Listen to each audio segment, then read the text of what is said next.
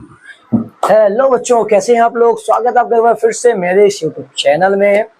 तो आज हमारा है लेक्चर नंबर तीसरा, पीरियोडिक टेबल को क्या करने का, बेसिक नॉलेज लेने का, उसको बनाने का और उसको फिल करने का। ओके, मैंने आपको पिछली वीडियो में कई सारी चीज़ें बताई हुई थी, ठीक है ना।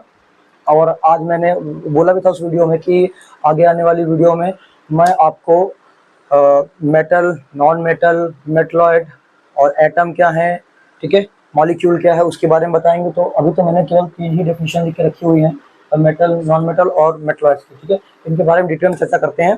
थोड़ा थोड़ा इनके बारे में हिंट आपको दे देते हैं कि कैसे आप पहचानेंगे इनको, और थोड़ी सी और चीज़ों के बारे में बात करेंगे, खासकर जैसे कि एसपीडी और एफ ब्लॉक के। अगर हमें इलेक्ट्रॉनिक कन्फिगरेशन करना जानते हैं, आप बहुत रूल से वो जानते हैं कि हम लोग एसपीडीएफ के फॉर्म में जब करते हैं तो कितने लंबे लंबे हो जाते हैं, बहुत बड़े बड़े हो जाते हैं। अगर मैं जैसे मान लीजिए हमें 50 के ऊपर दे दिया जाए तो काफ़ी बड़ा बड़ा बन जाता है हमारा। तो उसको शॉर्ट तरीके में कैसे करना है, उसके लिए एक शुरुआत आपकी यहाँ से होगी, ठीक है। तो आपको करना क्या है, अभी आपको वहाँ पर मैं फॉर्मूले कुछ लर्न करवाऊंगा एस पी डी और एफ ब्लॉक के निकालने के, ठीक है ना। लास्ट वैलेंस शेल के इलेक्ट्रॉन्स निकालने के लिए एस पी डी और एफ ब्लॉक के मैं शॉर्ट फॉर्मूले बताऊंगा इसी वीडियो में। तो आपको लर्न करना है उसको भी अच्छे से, ठीक है। चलिए पहले इसके बारे में शुरू करते हैं। देखिए हमारे पास क्या लिखा हुआ है, क्या मेटल यानी धातु क्या होती है, वे तत्व जो इलेक्ट्रॉन को दान कर, तत्व मतलब एलिमेंट्स, ऐसे एलिमेंट्स जो इलेक्ट्रॉन को क्या करते हैं, डोनेट करते हैं, दान करते हैं। और दान करने के बाद धनायन, धनायन मतलब कैटायन, कैटायन बना लेते हैं। और कह रहा है कि तथा विद्युत व ऊष्मा के सुचालक होते हैं, यानी कि इलेक्ट्रिसिटी एंड हीट के गुड कंडक्टर्स होते हैं जो, ठीक है, उन्हीं को हम कहते हैं मेटल।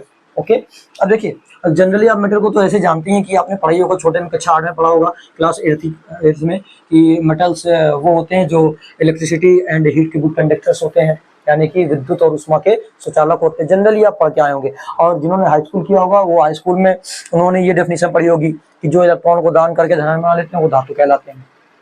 बहुत सारे यहाँ क्वेश्चन उठते हैं कि इलेक्ट्रॉन को दान क्यों करते हैं, ठीक है। और ठीक है, हमें समझ में आ रहा है कि जो इलेक्ट्रॉन निकालेंगे वो मेटल कहलाएंगे, बट हमें कैसे पता चलेगा कि कौन इलेक्ट्रॉन निकाल रहा है, कितने इलेक्ट्रॉन निकाल रहा है, ये सारी चीज़ें हमें कैसे पता चलेंगी।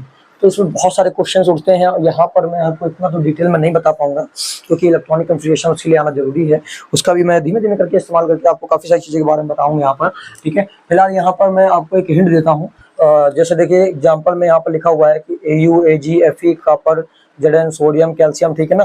ये गोल्ड है, ये सिल्वर है, ये आयरन है, ठीक, यानी लोहा। तो आप इनके बारे में जानते होंगे, ये सारे क्या है, मेटल्स हैं। अब मैं आपको यहाँ पर थोड़ा सा हिंट दूंगा, ठीक है। यहाँ समझिए, पिछली वीडियो में मैंने आपको बताया था कि जो लास्ट वैलेंस शेल के इलेक्ट्रॉन्स होते हैं वो आप पीरियोडिक टेबल को देखकर आप निकाल सकते हो। मैंने कहा था आपको भविष्य में इंग्लिश पर गिनकर अपने मन से निकालना भी सिखाऊंगा, बिल्कुल सिखाऊंगा, जरूर सिखाऊंगा, ठीक है ना। बट हमारा वही काम आएगा, लास्ट वैलेंस शेल के जो इलेक्ट्रॉन्स होते हैं उसी से हम ये काम कर पाएंगे अपना आगे का, ठीक है ना, कि मेटल्स के लिए हम कैसे पहचाने। तो देखिए जो भी एलिमेंट्स ऐसे होंगे जिनके लास्ट वैलेंस शेल में 1 2 3 एलिमेंट्स, ऐसे जिनके लास्ट वैलेंस शेल में 1 2 3 इलेक्ट्रॉन्स होंगे, वो हमेशा इलेक्ट्रॉन को डोनेट करना चाहेंगे। 1 2 3 वाले डोनेट करना चाहते हैं। क्यों करना चाहते हैं इसका भी कारण बताता हूँ, है ना। और इसके बाद अगर 5 6 7 वाले आते हैं तो इलेक्ट्रॉन्स को लेना चाहते हैं, और जो 4 वाले हैं वो दोनों काम कर सकते हैं, ले भी सकते हैं और दे भी सकते हैं, ठीक है ना, क्योंकि वो बीच में आ रहे हैं। तो 1 2 3 जिनके लास्ट वैलेंस शेल में इलेक्ट्रॉन्स आ रहे हैं वो इलेक्ट्रॉन्स को देंगे, और जो इलेक्ट्रॉन्स देंगे उन पर क्या होगा, जो नेगेटिव निकाल रहा है उसके ऊपर पॉजिटिव चार्ज अपने आप आएगा। कैसे आएगा ये भी मैं आपको यहाँ पर अभी दिखाऊंगा, ठीक है ना। पर आप ये ध्यान रखिए कि जो नेगेटिव निकालेगा, इलेक्ट्रॉन्स निकालेगा, उसके ऊपर पॉजिटिव चार्ज आएगा, और जिसके ऊपर पॉजिटिव चार्ज आएगा यानी धनायन बना लेगा, कैटायन बना लेगा, तो उसको हम कह देंगे मेटल, ठीक है। ये डेफिनेशन है हमारी। नॉन मेटल जो इलेक्ट्रॉन्स को एक्सेप्ट करता है, एक्सेप्ट करने के बाद वो अपने ऊपर नेगेटिव चार्ज ले ले। अब नेगेटिव चार्ज क्यों है ये भी मैं बताऊंगा आपको, लेकिन हमें क्या पता है कौन इलेक्ट्रॉन एक्सेप्ट करेगा। ऐसे एलिमेंट्स जिनके लास्ट वैलेंस शेल में अंतिम कोष के इलेक्ट्रॉन जो होंगे वो आपको देखने के लिए कितने मिले, 5 6 और 7 मिले, तो वो इलेक्ट्रॉन्स को एक्सेप्ट करेंगे, और अपने ऊपर नेगेटिव चार्ज ले आएंगे। अच्छा, ये ऐसा काम करते क्यों, यहाँ पर एक रूल लगता है, ऑक्टेट रूल। हर एलिमेंट ये चाहता है कि अपने लास्ट वैलेंस शेल को हम किसी तरह से उसमें 8 इलेक्ट्रॉन्स प्रोवाइड करा लें, किसी तरह से 8 इलेक्ट्रॉन को भर लें। यदि वो 8 इलेक्ट्रॉन्स को भर लेता है किसी भी तरह से, तो 8 इलेक्ट्रॉन भर जाने की कंडीशन में वो स्टेबल हो जाएगा। क्या हो जाएगा, स्टेबल, स्थायी। हर एलिमेंट ये चाहता है मैं स्टेबल हो जाऊं, मैं स्थायी हो जाऊं, मुझे ज़्यादा कुछ काम ना करना पड़े, ठीक है। तो कुछ ज़्यादा काम ना करने की वजह से वो अपने आप को स्थायी करना चाहते हैं। स्थायी करने के लिए वो अपने लास्ट वैलेंस शेल में 8 इलेक्ट्रॉन करना चाहते हैं, और 8 इलेक्ट्रॉन करने के लिए ही वो अपने इलेक्ट्रॉनों को निकालते हैं या फिर ग्रहण करते हैं। जो इलेक्ट्रॉन निकालेंगे यानी कि डोनेट करेंगे वो मेटल्स बन जाते हैं, जो एक्सेप्ट करते हैं वो नॉन मेटल्स बन जाते हैं। अब ऐसा क्यों होता है कि फर्स्ट सेकंड थर्ड जिनके लास्ट वैलेंस शेल में इलेक्ट्रॉन्स होते हैं 1 2 3, तो वो डोनेट क्यों करते हैं? देखिए, जो भी ऐसा होता है एलिमेंट जिसके लास्ट वैलेंस शेल में 1 2 3 इलेक्ट्रॉन्स होता है, उसके पहले के सेल में निश्चित तौर पर 8 इलेक्ट्रॉन्स यानी 8 इलेक्ट्रॉन्स पहले से फिल होते हैं। अब एक बात समझिए, अब जिसके पास में 1 इलेक्ट्रॉन है उसके पहले के सेल में लास्ट वैलेंस शेल में 1 इलेक्ट्रॉन है और पहले के सेल में 8 इलेक्ट्रॉन भरे हुए हैं, तो यदि वो 1 इलेक्ट्रॉन निकाल देगा तो फिर उसका आखिरी का जो सेल था जिसमें 1 इलेक्ट्रॉन था वो तो खत्म। लास्ट वैलेंस शेल कौन सा बन गया? जिसमें 8 इलेक्ट्रॉन है, तो 8 तो हो गया ना उसके में। या फिर वो 7 इलेक्ट्रॉन ले ले। अब एक बात बताइए, ज्यादा ऊर्जा किस में खर्चा होगी, ज्यादा एनर्जी किस में लगेगी? उसको 1 इलेक्ट्रॉन निकालने में ज्यादा एनर्जी लगेगी कि 7 इलेक्ट्रॉन्स लेने में? तो ऑब्वियसली सीधी सी बात है कि 7 इलेक्ट्रॉन लेने में ज्यादा एनर्जी लगेगी। तो कोई ज्यादा एनर्जी क्यों वेस्ट करना चाहेगा? इसलिए जिसके पास 1 2 3 इलेक्ट्रॉन्स होते हैं वो जिसके में 1 है 1 इलेक्ट्रॉन निकालना पसंद करेगा 7 लेने की जगह। जिसके में 2 है वो 2 निकालना पसंद करेगा 6 लेने की जगह। जिसके पास 3 है वो 3 निकालना पसंद करेगा 5 लेने की जगह। ठीक है, बात समझा रहा हूँ? तो 1 2 3 वाले इस वजह से डोनेट करते हैं। जबकि हमने बोला कि 5 6 7 वाले लेते क्यों हैं? वे जिसके में 5 है, अब या तो वो 3 ले ले या 5 की 5 निकाल दे। तो क्या करना चाहेगा? 5 निकालने में ज्यादा एनर्जी लगेगी लेकिन 3 लेने में कम एनर्जी लगेगी। जिसके पास 5 है वो 3 लेना पसंद करेगा, जिसके पास 6 है वो 6 निकालने की जगह 2 लेना पसंद करेगा इलेक्ट्रॉन्स, है ना, एक्सेप्ट करना। और जिसके पास 7 है वो 1 इलेक्ट्रॉन्स लेना पसंद करेगा, एक्सेप्ट करना पसंद करेगा अपने 7 निकालने की जगह। बात क्लियर हो गई? ये एलिमेंट्स ऐसे क्यों करते हैं? बिल्कुल, उम्मीद करेंगे आपको क्लियर हो गया होगा। तो जितने भी ऐसे एलिमेंट्स होंगे जो इलेक्ट्रॉन्स को निकाल देंगे, डोनेट कर देंगे, वो मेटल्स बन जाते हैं, और जो एक्सेप्ट कर लेते हैं वो नॉन मेटल बन जाते हैं। तो ये तो हम समझ गए कि ये लोग ऐसा क्यों करते हैं। अब हमें यहाँ पर ये समझना है कि किस तरह से इस पर पॉजिटिव नेगेटिव चार्ज आ जाता है मेटल्स पे नॉन मेटल्स पे। चलिए हम लोग यहाँ पर समझते हैं इसको। देखिए, यदि हम सोडियम की बात करते हैं, किसकी बात करते हैं? सोडियम की। तो सोडियम का इलेक्ट्रॉनिक कन्फिगरेशन होता है 2 8 1। लास्ट वैलेंस शेल में कितने इलेक्ट्रॉन्स है? 1। तो हमें ये समझ में आ रहा है कि ये 1 इलेक्ट्रॉन को डोनेट करेगा। आपको भी करना नहीं आएगा, मैं आपको सिखाऊंगा आगे, ये भी बताऊंगा, ठीक है ना, बेफिक्र रहिए।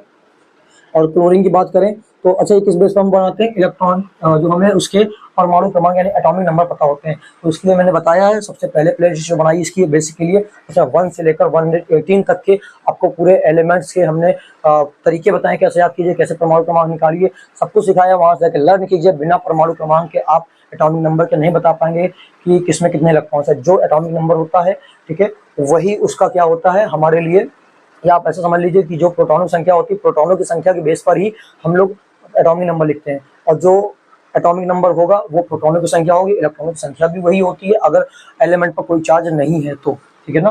तो उस एटॉमिक नंबर के बेस पर हम लोग इलेक्ट्रॉनिक कन्फिगरेशन करते हैं। क्या करते हैं? इलेक्ट्रॉनिक कन्फिगरेशन, इलेक्ट्रॉनिक विन्यास, ठीक है।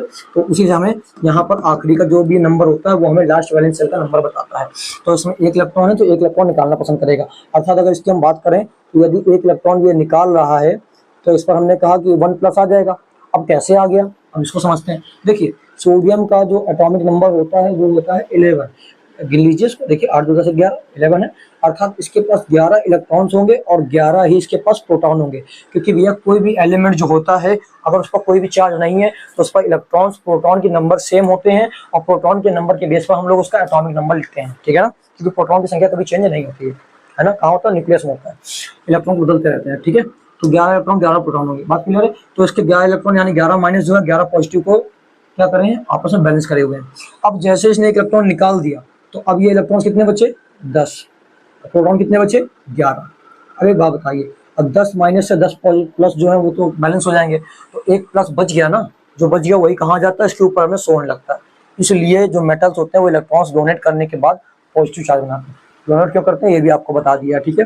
क्लोरीन का इलेक्ट्रॉनिक कन्फिगरेशन करेंगे तो आपको मिलेगा 287, क्योंकि इसका एटॉमिक नंबर होता है 17, ठीक है। कितना होता है? 17। तो गिन लीजिए, 8 10 7 17 है ना, 17 आ गया। बात क्लियर हो गया। तो उसके लास्ट वैलेंस शेल में 7 इलेक्ट्रॉन है तो ये 1 लेना पसंद करेगा, ठीक है, ताकि अपने क्या कर ले यहाँ पर 8 कर ले। देखिए, अच्छा यहाँ पर भी देखिए 1 निकालने के बाद 8 हो जाएगा ना इसका। अगर इसका इलेक्ट्रॉनिक कन्फिगरेशन हम लोग देखेंगे तो 2,8 आएगा, क्योंकि 1 इलेक्ट्रॉन इसने निकाल दिया है।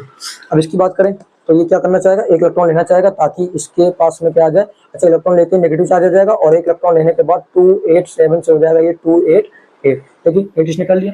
8 इलेक्ट्रॉन करने के लिए ही अपने पास में ये इलेक्ट्रॉन्स को डोनेट करते हैं, एक्सेप्ट करते हैं। डोनेट करने वाले मेटल्स, एक्सेप्ट करने वाले नॉन मेटल्स, ठीक है।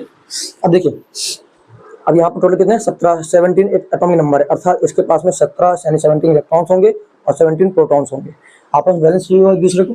अब इसकी बात करें तो यहाँ पर देखिए एक इलेक्ट्रॉन लेते ही इसके पास आ गए 18 इलेक्ट्रॉन्स, और जो प्रोटॉन थे वो कितने हो गए 17 ही है।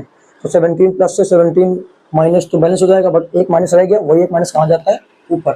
क्लियर। तो उम्मीद करेंगे आपको समझ में आ गया, क्योंकि ये जो मेटल्स होते हैं वो धनायन यानी कैटायन क्यों बनाते हैं, और जो अधातु यानी कि नॉन मेटल्स होते हैं वो ऋणायन यानी कि माइनस चार्ज यानी एनायन क्यों बनाते हैं। उम्मीद करेंगे ये दोनों बातें आपको समझ में आ गई होगी। अच्छा, इसकी पर डेफिनेशन पढ़ लीजिए, बस बहुत है आपके लिए।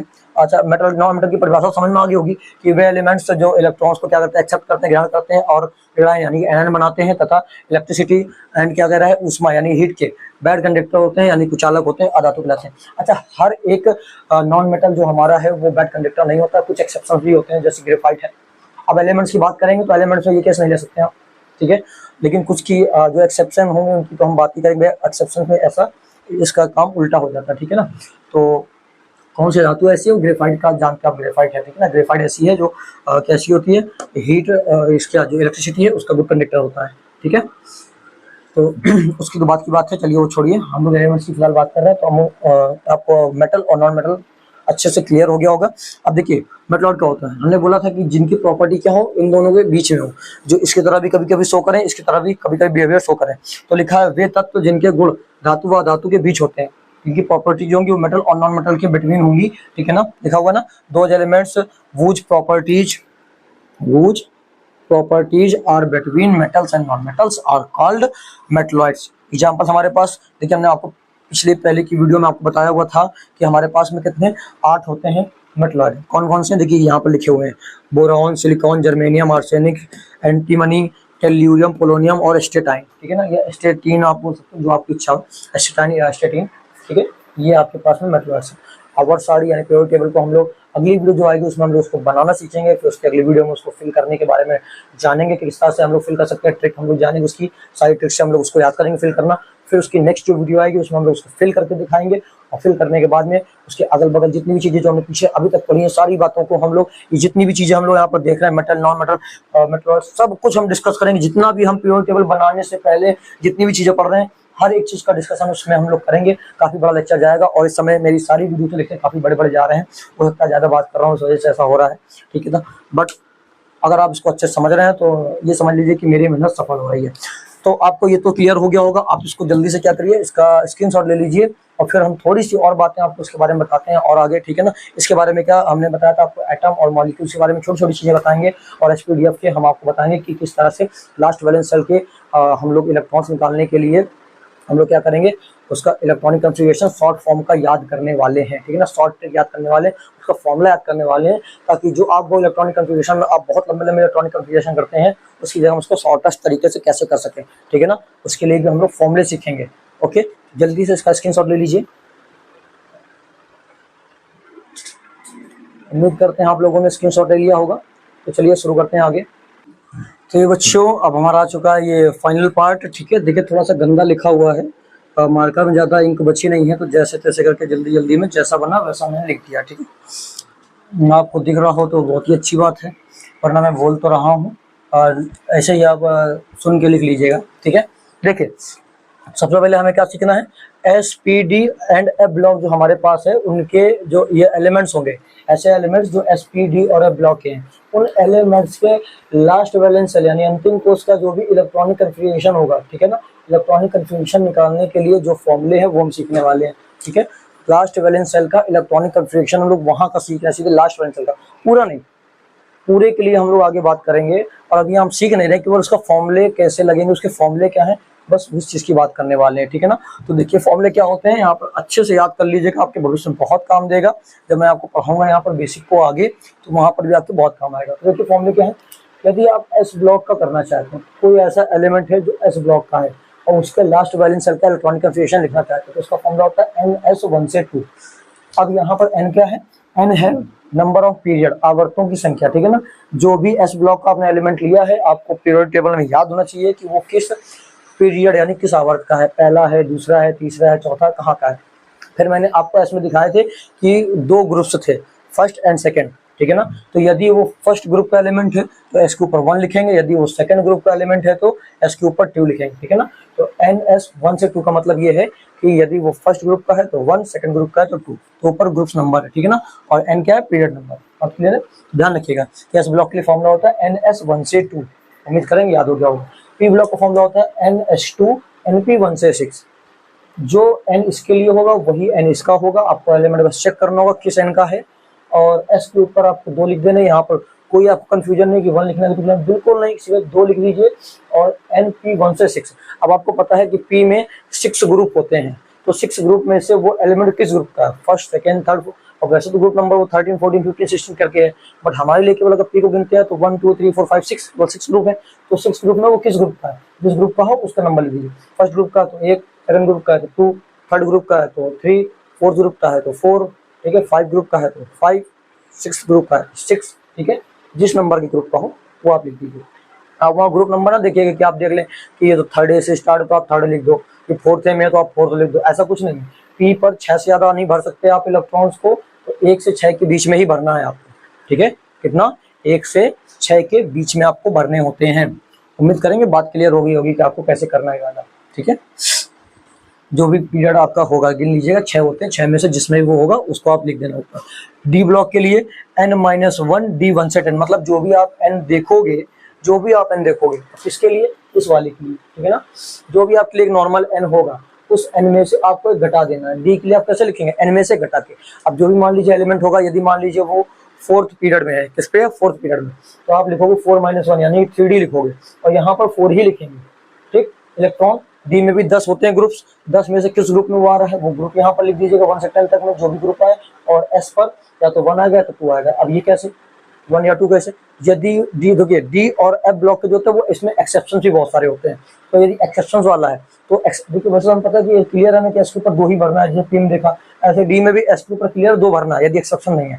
बट यदि एक्सेप्शन है, 10 एक्सेप्शन होते हैं, 40 एलिमेंट्स होते हैं, 40 एलिमेंट्स में से 10 एक्सेप्शन होंगे, तो 10 एक्सेप्शन में आपको करना क्या, एक्सेप्शन है वहां पर, यानी कि अपवादी में आपको करना क्या है कि एस वाले पर आपको 2 ना भर के 1 भरना है। तो वही हमने लिखा, 1 भर सकते हैं, 2 भी भर सकते हैं, तो अपवादी वालों में आपको 1 भरना है। तो जब आप यहाँ पर 1 भरेंगे तो इसका जो बचा हुआ होगा वो आपको डी में भर देना है, ठीक है। तो सब आपको सिखाएंगे, अभी केवल फॉर्मूले याद कर लीजिए, ठीक है। तो एस ब्लॉक का NS 1 से 2, पी ब्लॉक का NS 2 NP 1 से 6, डी ब्लॉक का n-1 D 1 से 10 और NS 1 से 2, ठीक है। एफ ब्लॉक का n-2 F 1 से 14, जो भी पीरियड आएगा उसमें से आपको क्या करना, 2 घटा के, है ना, 2 माइनस करके यहाँ पर एफ के लिए लिख देना है। जैसे मान लीजिए 5th पीरियड का है तो आप लिखेंगे 5-2 यानी कि 3, 5 - 1 मिनट 5th में आएगा ही नहीं, ठीक है ना। आपका आएगा 6 या 7 में, आप आता है बताया था आपको, तो 6 आएगा, तो 6 - 2 आ जाएगा 4F, आ जाएगा 4F और 1 से 14 में, जिसमें अब ये बताया था आपको 14 होते हैं इस तरह से बने हुए, एफ के दिखाए थे आपको, ठीक है, पिछली वीडियो में। तो उसमें से जिसका भी एलिमेंट्स वो लिख दीजिए। फिर n-1 D 0 से 1, D 0 से 1 क्या, यदि एक्सेप्शन है तो आप डी पर 1 भरेंगे, अदरवाइज डी में भरने की जरूरत ही नहीं है, इसको आपको लेने की जरूरत नहीं है। एफ में भी कितने आपके 14, 14, 28 यानी टोटल 28 एलिमेंट्स होंगे, उसमें से भी 10 आपके एक्सेप्शंस हैं, अपवादी हैं, ठीक है। तो एक्सेप्शंस वाले में आपको केवल करना क्या है कि एफ से 1 हटाकर डी में 1 भर देना, तो वही लिखा 0 से 1, मतलब 1 रहेगा। और जब एक्सेप्शन नहीं है तो 0 का मतलब इसको आप हटा सकते हो, केवल NS2 लिख दीजिए। तो फॉर्मूला क्या होगा, n-2 F 1 से 14 n-1 D 0 से 1 NS2। ठीक, कैसे आप याद करते हैं, क्या तरीका लगाते हैं आप समझिए, हमने तो आपको बता दिया, जैसे था एकदम सिंपल वे है, तो बहुत ज़्यादा आपको सोचने वाली चीज़ नहीं है, इसमें आराम से याद कर सकते हैं, ठीक है। उम्मीद करेंगे आपको चारों फॉर्मूले याद हो जाएंगे और बहुत काम आएंगे, इसलिए याद रखिएगा। अब हम लोग पढ़ते हैं परमाणु यानी एटम क्या होता है। ये एटम या परमाणु क्या होता है, हम किसी भी सब्सटेंस को ले लें, उसको काटते हैं, तोड़ते हैं, एक टाइम ऐसा आएगा उसका एक स्मॉलेस्ट पार्टिकल मिलेगा हमें, सबसे छोटा, जिसको हम ब्रेक नहीं कर पाएंगे नॉर्मल तरीके से, ठीक है ना। इसको बाद में ब्रेक किया गया था इलेक्ट्रॉन, प्रोटॉन, न्यूट्रॉन में, बट डाल्टन कह रहा था कि इसको ब्रेक नहीं कर सकते। तो वही स्मॉलेस्ट पार्टिकल जिसको हम लोग तोड़ नहीं सकते थे उस समय, उसको हम लोग एटम कहते हैं। एटम मतलब परमाणु। देखिए एटम शब्द 2 शब्दों से बना हुआ, ए प्लस टर्म। यहाँ पर ए का मतलब होता है कैन नॉट, टर्म का मतलब होता है कैन नॉट कट, टर्म का मतलब कट, यानी जिसको काटा ना जा सके उसको एटम कहते हैं, परमाणु कहते हैं, ठीक है ना। तो ये बात किसने बताई थी हम लोग को, डाल्टन ने, ठीक है ना। तो हम क्या जानते हैं कि एटम क्या है, किसी भी सब्सटेंस का वह स्मॉलेस्ट पार्टिकल है, किसी पदार्थ का वह शुद्धतम कण है, जो राष्ट्र, हम क्या कह सकते हैं कि वो आप इसको एक ऐसा भी बोल सकते हैं कि वो स्वतंत्र अवस्था में नहीं घूम सकता है, फ्री स्टेट में नहीं रह सकता है। एटम जो होता है कभी भी फ्री स्टेट में नहीं घूमेगा, किसी ना किसी के साथ में अटैच होकर मॉलिक्यूल बनकर टहलता है, ठीक है, मार्केट में बाहर घूम रहा है। तो एटम आपको कभी भी स्वतंत्र अवस्था में यानी कि फ्री स्टेट में देखने को नहीं मिलेगा। बट जब केमिकल रिएक्शन होती है तो उसमें एटम्स ही पार्टिसिपेट करते हैं, परमाणु ही भाग लेते हैं, परमाणु ही वहां पर पार्टिसिपेट करते हैं, कोई मॉलिक्यूल पार्टिसिपेट नहीं करता। हम लोग मॉलिक्यूल केवल दिखाते हैं रिएक्शन में। तो मॉलिक्यूल्स यानी यौगिक जो होते हैं यानी जो अणु होते हैं, उन अणु के जो एटम्स यानी परमाणु होंगे वो एक दूसरे पर छलांग मार के रिएक्शन को कंप्लीट करते हैं, ठीक है ना, इधर से उधर से ट्रांसफर करते हैं। तो हम समझ में आ गया हमें कि भैया परमाणु क्या है, परमाणु किसी पदार्थ का छोटा छोटा कण है जो स्वतंत्र अवस्था में तो नहीं रह सकता है लेकिन रासायनिक प्रक्रिया में भाग ले सकता है, वही कहलाता है परमाणु। अर्थात क्या कह सकते हैं, the smallest particle of a substance that can not exist in a free state but takes part in a chemical reaction is called an atom. Example हमारा hydrogen, nitrogen, oxygen, chlorine, etc, यानी कि जितने भी आपको element दिखते हैं periodic table में वो सारे के सारे एटम है, क्योंकि उनके हम एटॉमिक नंबर जब निकालते हैं तो क्या बोलते हैं, उनके परमाणु क्रमांक क्या बोलते हैं, एटॉमिक नंबर। उनके नंबर्स क्या कहते हैं, परमाणु क्रमांक, परमाणु के क्रमांक को परमाणु क्रमांक, मतलब वो सारे परमाणु हैं, एटम्स है, एटॉमिक नंबर। क्लियर है, बिल्कुल। तो ये आपको सिंगल फॉर्म में मिलेंगे ऐसे, अकेले अकेले जो भी होते हैं उन सबको हम एटम्स कहते हैं, अकेले जो आपको दिखता है। और एटम्स जब आपस में मिल जाते हैं तो मॉलिक्यूल्स बन जाते हैं, एटम्स मिल गए तो मॉलिक्यूल्स बन गए। जैसे मान लीजिए हमने क्या किया, हमने 2H आपस में मिला दिया तो वो H2 बनेगा, 2N मिला दिया तो N2 बन गया, 2H को मिला दिया तो H2 बन गया। तो ये सारे क्या मॉलिक्यूल्स है जो एटम से मिलकर बनते हैं। बट अगर अकेले लिखा हुआ तो वो एटम है, परमाणु है, ठीक है।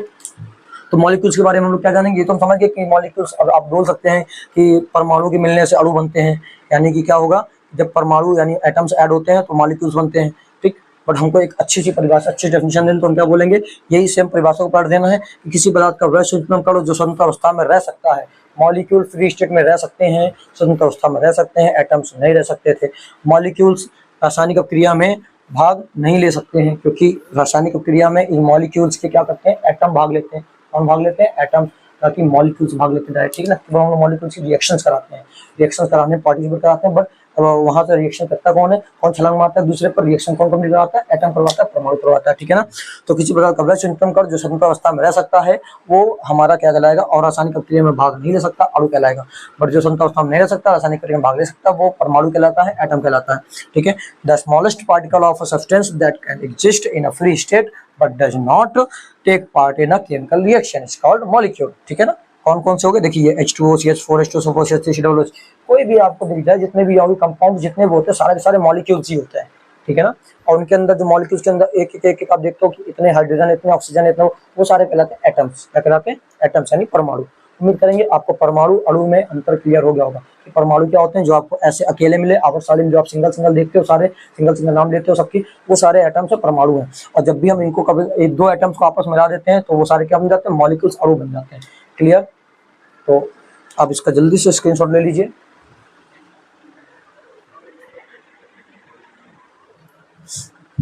उम्मीद करते हैं आप लोगों ने स्क्रीनशॉट ले लिया होगा। यदि आपको ये क्लास पसंद आई हो तो आपको वीडियो को ज़्यादा से ज़्यादा शेयर करना है और इसी तरह से हमारे साथ बने रहिएगा बराबर, और इसके नोट्स बनाते रहिए, बाकायदा सही से पढ़ते रहिए, अच्छे से रिवाइज करते रहिए। आपको बहुत कुछ सीखने को मिलने वाला है बेसिक में आगे भविष्य में, ठीक है। तो मिलते हैं हम लोग अगली वीडियो में ऐसी ही धमाकेदार शानदार क्लास के लिए।